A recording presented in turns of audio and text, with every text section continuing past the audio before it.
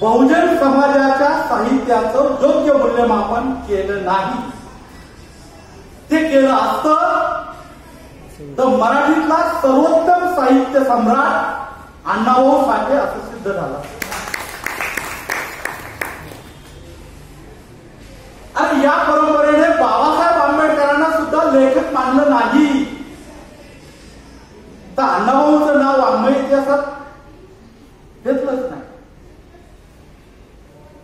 याच परंपरेने फुल्यांनाही बाहेर ठेवलं आणि याच परंपरेने शाहूंवरही अन्याय केले. ही बहुजनांची परंपरा आहे. बहुजनांची परंपरा आणि ती परंपरा आता आपण बहुजन लेखक कवी आणि कलावंतांनी विकसित करायला पाहिजे. किती दिवस कुणाचे गोडवे कधीतरी सवाल विचारूया, कधीतरी आपली दिशा स्पष्ट करूया. आणि तुम्हाला खरं सांगू का, आपल्याला दोन हात आहेत, एक उजवा आहे डावा आहे, सगळं दोन उजवं डावा.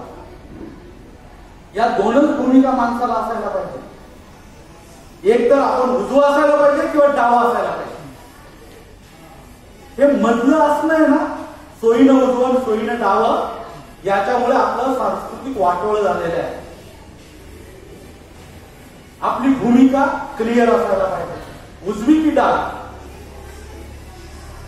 उजवी असाल तर या सगळ्या धार्मिक परंपरेचं तुम्ही स्वागत केलंच पाहिजे आणि डावी असाल तर तिला खोडायला सज्ज असलं पाहिजे.